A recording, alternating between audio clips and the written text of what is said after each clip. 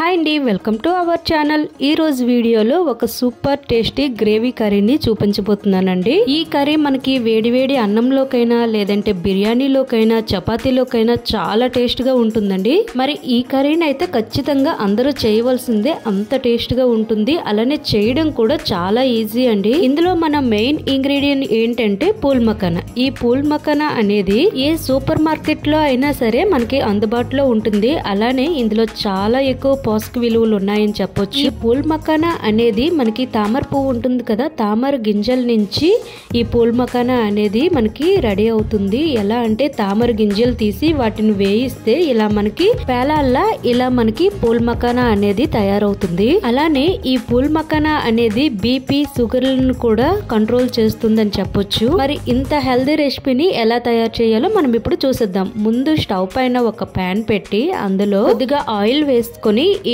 Oil heat ఎక్కిన తర్వాత pool మఖానాని వేసుకొని వేయించుకోవాలి.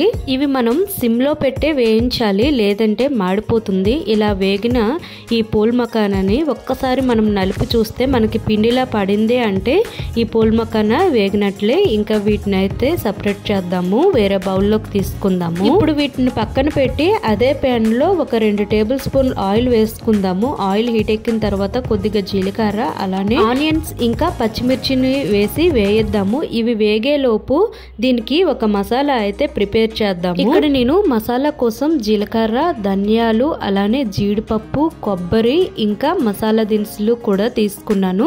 వీటిని అయితే ఒక మిక్సీ బౌల్లో వేసి ఫస్ట్ మనము వీటిని నలిగేలా మిక్సీ అయితే వేసుకుందాము. మనకి ఆనియన్స్ త్వరగా వేగాలంటే ఇప్పుడు ఇందులో టేస్ట్ తగినంత సాల్ట్ ని కూడా ఇప్పుడే వేసి ఇంకొకసారి కలుపుకుందాము. ఇలా మిక్సీలో వేసుకునే ఈ మసాలా దినుసుల్లో 1 కప్పు టమాటా ముక్కలను అయితే యాడ్ చేస్తున్నాను. ఇక్కడ నేనైతే 3 టమాటాలను కట్ చేసి పెట్టుకున్నాను. దీన్ని కూడా మనము మెత్తని పేస్ట్ లా అయితే ప్రిపేర్ చేసుకుందాము. ఇక్కడ మనకి టమాటా ప్యూరీలా అయితే తయారైపోయింది కదా, ఇప్పుడు దీన్ని పక్కన పెడదాము. ఇక్కడ మనకి ఆనియన్స్ కూడా వేగుతున్నాయి. ఇప్పుడు ఇందులో 1 టేబుల్ స్పూన్ అల్లం వెల్లుల్లి పేస్ట్ వేసుకొని అల్లం వెల్లుల్లి పేస్ట్ పచ్చివాసన పోయినంత వరకు వేయిద్దాము. అలానే ఇందులో 2 రెమ్మల కరివేపాకును కూడా వేసుకుందాము. 1/2 టేబుల్ స్పూన్ పసుపును వేసి ఇంకొకసారి కలుపుకుందాము. ఒక 5 మినిట్స్ తర్వాత చూస్తే మనకి ఇక్కడ మొత్తం కూడా వేగింది కదా. ఇప్పుడు ఇందులో మనం ముందుగా ప్రిపేర్ చేసుకున్న మసాలా పేస్ట్ ఉంటుంది కదా, ఆ మసాలా పేస్ట్ అయితే ఇందులో యాడ్ చేసుకుందాము. ఈ మసాలా అంతా ఆనియన్స్ పట్టేటట్టు కలుపుకొని దీనిపైన మూత పెట్టి పచ్చి వాసన పోయినంత వరకు కూడా వేయిద్దాము. అలానే మధ్య మధ్యలో తీస్తూ కలుపుతూ ఉండాలి, లేదంటే అడుగు మాడిపోతుంది.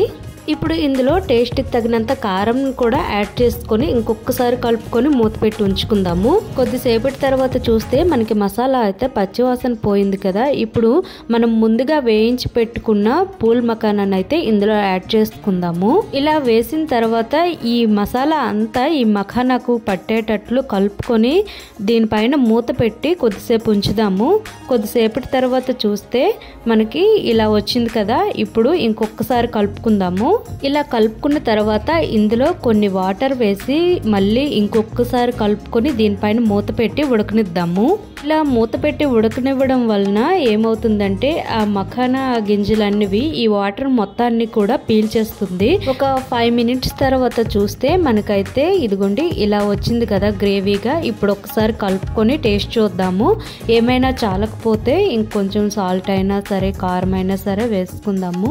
ఇక్కడ నాకు కొంచెం సాల్ట్ తక్కువగా ఉంది, అందుకనే నేను మళ్ళీ కొంచెం సాల్ట్ అయితే యాడ్ చేస్తున్నాను. ఇంకొకసారి కలుపుకొని దీనిపైన మూత పెట్టి ఉంచుదాము. మనకి గ్రేవీలా కావాలంటే ఇలానే ఉంచుకోవచ్చు, లేదంటే కొంచెం చిక్కగా కావాలంటే మూత పెట్టి ఇదిగోండి ఇలా అయితే తీసుకోవచ్చు. నేనైతే కొంచెం చిక్కగా కావాలనుకుంటున్నాను కాబట్టి మళ్ళీ మూత పెట్టి ఇలా అయితే ప్రిపేర్ చేశాను.